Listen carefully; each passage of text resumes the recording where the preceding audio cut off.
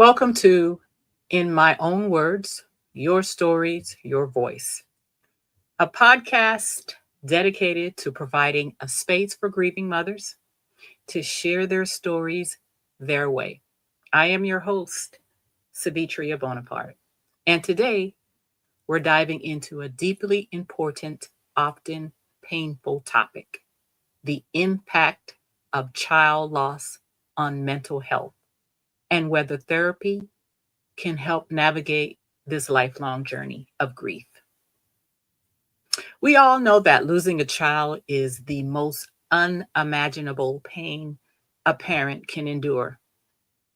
It changes everything: your heart, your mind, your body, and your future. Some days you may feel like you're drowning in sorrow, while other days you find moments of strength. But in the midst of it all, an important question lingers: is therapy necessary? Does it actually help?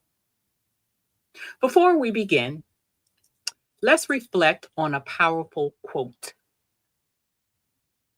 And I quote: grief is the last act of love we can give to those we loved. Where there is deep grief, there was great love. And that author is unknown.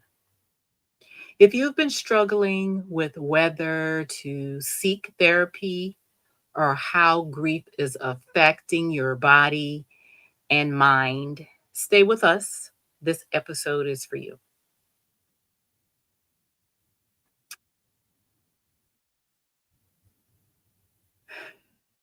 The grief of losing a child isn't just emotional, it's deeply psychological and also physical, but we'll talk about that on the next podcast. Studies show that bereaved parents are at a 67% risk, higher risk of developing major depressive disorder. And that's by the Journal of Mental Health Psychiatry Journal.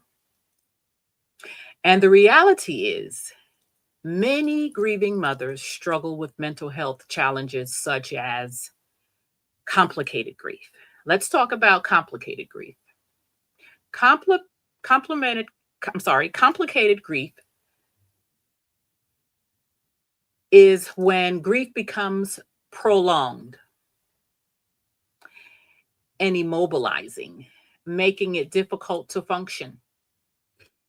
I don't know if you remember, and I always revert back to this movie starring Will Smith. The title of the movie was, if I can remember well, Collateral Beauty. Remember, he lost his 6-year-old daughter to cancer. And he was once a thriving part owner in a very lucrative architectural uh, firm, and withdrew. He withdrew from his family. His wife and him they parted ways. They went their separate ways. He was not effective at his job. It was difficult. It was difficult to function. That's an example of complicated grief. The American Psychiatric Association estimates that 10 to 20% of bereaved parents experience this. That's a lot. That's a lot. That means 10 to 20 out of 100 people who have experienced child loss experience complicated grief. Post traumatic stress disorder. Most of us know this by PTSD, uh, especially for those who lost a child suddenly or tragically. Flashbacks, panic attacks, and avoidance behaviors are common. They're common symptoms. When I lost my son, Joseph, almost 9 years ago, I was diagnosed with anxiety, PTSD, um, and it has made me very anxious from time to time. From time to time, I get very anxious, not dysfunctional, but very anxious. So loneliness and isolation. A survey by the Compassionate Friends found that 72% of grieving mothers feel socially isolated after their child's passing. Anger and guilt. Many parents ask themselves, could I have done more? Or why did this happen to me? This is the one question that I'm almost certain every bereaved parent asks. So, the big question is, can therapy help? I want to let you know that therapy does not take away the pain. But studies show that grief counseling reduces depression symptoms by up to 40%. This is a study done by Harvard Health. It provides a space to process emotions. Um, Therapists help with putting things into perspective, helps you to understand trauma responses and navigate life after loss. One of the most difficult things is to navigate loss after you lose a child. I liken or I compare losing a child to the ashes that we see after your fireplace fire has went out. All of those ashes in there. They have no shape, no form, they're just ashes. However, it is the expectation that you gather up yourself, meaning the ashes, put yourself together and jump back into life and keep going. That's what I liken it to. And we all know that that takes time, and therapy in my opinion can help you navigate this great loss. Have you ever considered therapy but felt hesitant? What's been your biggest struggle in managing grief mentally? I want to know about it. Send me an email or put it in the chat. Now we're going to briefly talk about the physical impact. We'll dive deeper in the next podcast, but we're going to talk about the physical impact of grief.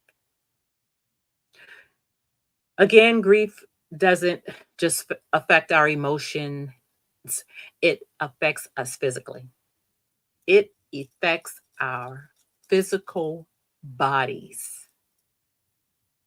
Researchers have found that weakened immune systems are experienced by individuals who have lost a child.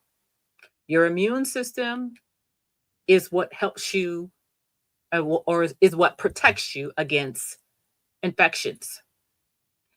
Psychosomatic medicine reports that grief lowers the white blood cell counts. White blood cells help us fight infections, making us more prone or at risk for illness. Increased heart risks.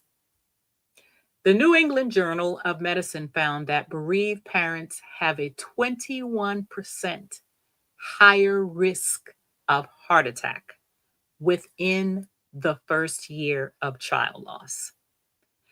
These statistics are astounding, guys. This is the weight and the magnitude of the effects of child loss. Sleep disturbances, insomnia, nightmares, and exhaustion are all common symptoms of grief. When grief begins to impact your daily life, your physical health, or your ability to function, friends, it may be time to seek professional support.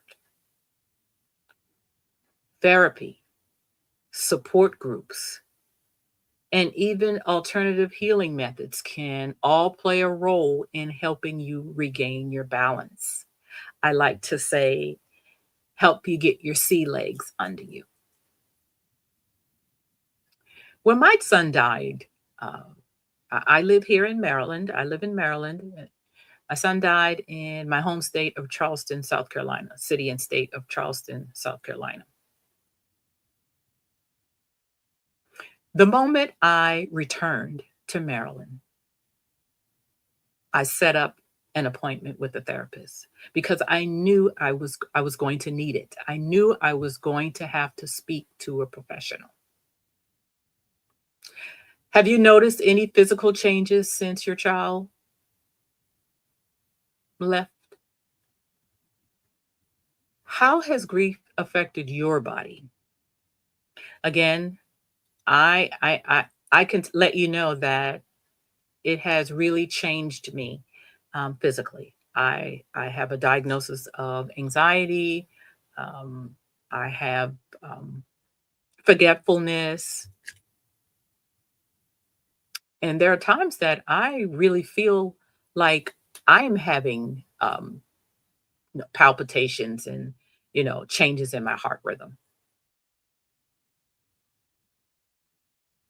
Now, I want to share a story from a mother like you who, like many of us, wasn't sure if therapy was the right path. A friend of mine who lost her child maybe 4 years ago, um, she came back to work almost immediately within a few weeks. And she tried to focus at work.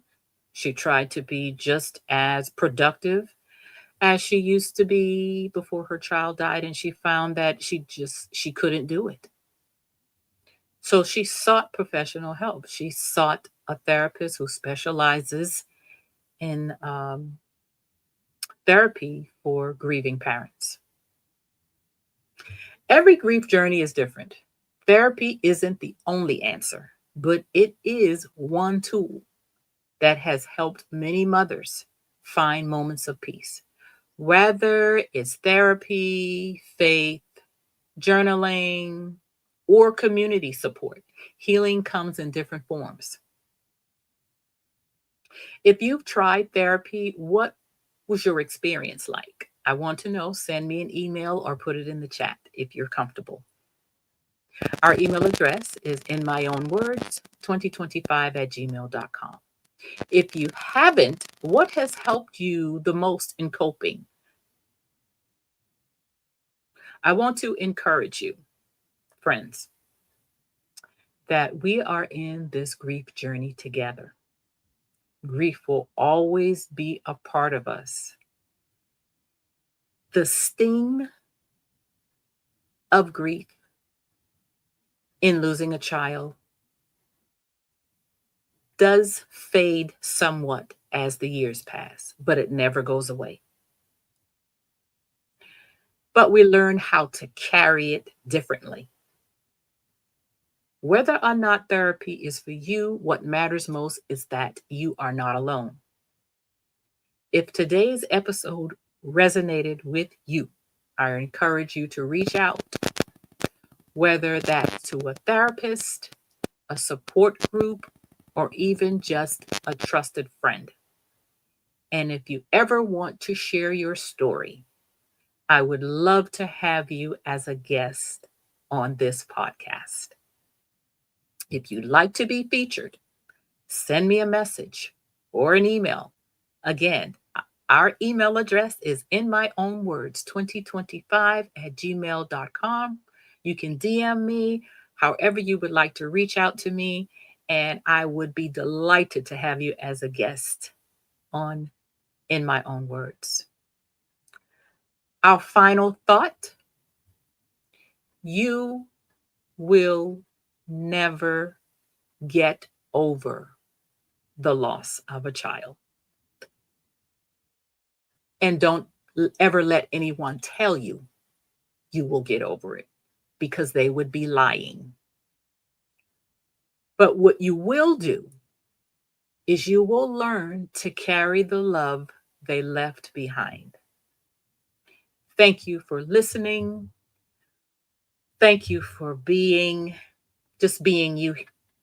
Thank you for being here. Thank you for sharing your voice. Until next time,